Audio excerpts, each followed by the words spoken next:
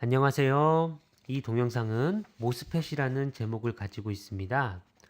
지난 동영상들에서 MOS 구조에 대해서 배웠다면 이번 동영상에서는 이를 사용하여 트랜지스터를 구현하는 방법을 배웁니다.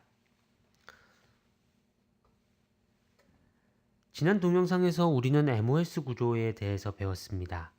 이를 통해 게이트 전압을 변경하여서 사나막 밑에 모이는 전하량, 특히 자유롭게 움직일 수 있는 이동 가능한 전하량을 조절할 수 있었죠. 하지만 이 구조는 전자를 모으거나 안 모으거나 할 수는 있어도 전류를 흘릴 수는 없는 구조입니다. 왜냐하면 금속과 반도체 사이를 사나막이 막고 있으니까요. 그러니 이 구조를 사용하여 전류를 흐르게 만들기 위해서는 게이트 전극 말고 다른 전극들이 필요합니다. 여기 붉은색으로 나타나 있는 것처럼 사나막 밑에 전자가 모이므로 이 전자가 움직일 수 있도록 전자의 시작점과 끝점에 잔뜩 전자가 존재하는 영역을 도입하는 게 좋겠네요. 이 영역들을 소스와 드레인이라고 부릅니다. 실제로는 N타입 높은 농도로 도핑을 해서 구현을 하죠. 그러니 게이트 전압이 문턱 전압보다 낮을 때에는 소스와 드레인은 전기적으로 절연이 되어 있는 것이고요. 게이트 전압이 문턱 전압보다 높을 때에는 소스와 드레인이 사나막 밑의 채널 전자층을 통해 연결이 되는 것입니다. 그럼 모스펫 소자의 동작에 대해 좀 더 살펴봅시다. 모스펫은 최소 3개의 전극을 가지고 있습니다. 전자가 출발하는 근원인 소스, 전자가 도착하여 싱크대처럼 빠져나가는 드레인, 그리고 이 과정의 문지기인 게이트가 그것들이죠. 언제나 모든 순간에 있어서 소스 전류 더하기 드레인 전류 더하기 게이트 전류는 0이어야 합니다. 그런데 주파수가 낮을 때에는 게이트 전류가 0이라고 생각해도 무방합니다.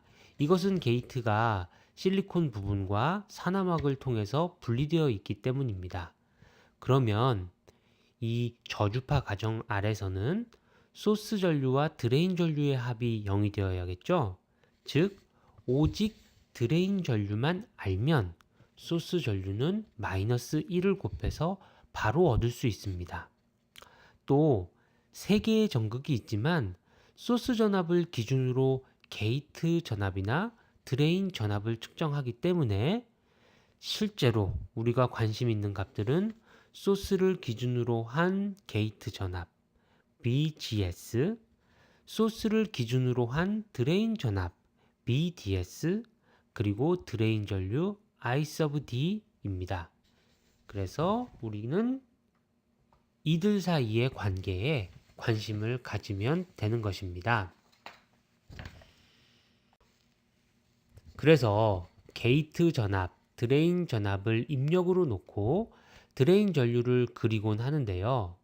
그것도 사실 3차원 그래프가 되기 때문에 그리기가 불편하죠.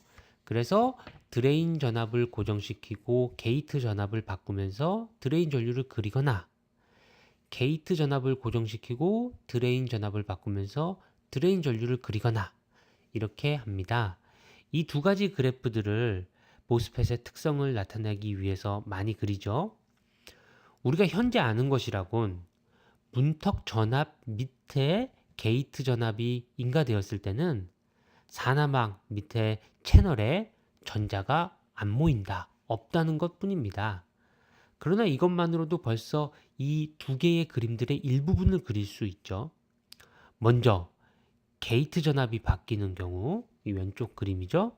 드레인 전압에 상관없이 문턱 전압보다 낮은 게이트 전압에 대해서는 드레인 전류가 0일 것이라는 걸 알 수 있습니다.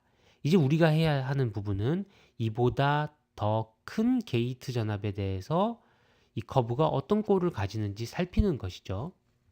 오른쪽 그림과 같이 드레인 전압이 바뀌는 경우에도 똑같은 논리로 만약 게이트 전압이 문턱 전압보다 낮은 케이스라면 드레인 전압에 관계없이 전류는 0일 것입니다. 그러니 우리가 해야 할 일은 이제 게이트 전압이 문턱 전압보다 더 클 때의 행동만을 알아보면 되는 것이죠. 네, 이번 동영상에서는 MOS 구조에 양쪽에 소스와 드레인을 붙여서 생성된 MOSFET 구조에 대해서 살펴보았습니다. 문턱 전압의 존재로부터 벌써 IV 특성의 일부를 유추할 수 있었는데요. 게이트 전압이 문턱 전압을 넘을 때에 대한 구체적인 전류 전압 특성에 대해서는 다음 동영상에서 다루겠습니다. 감사합니다.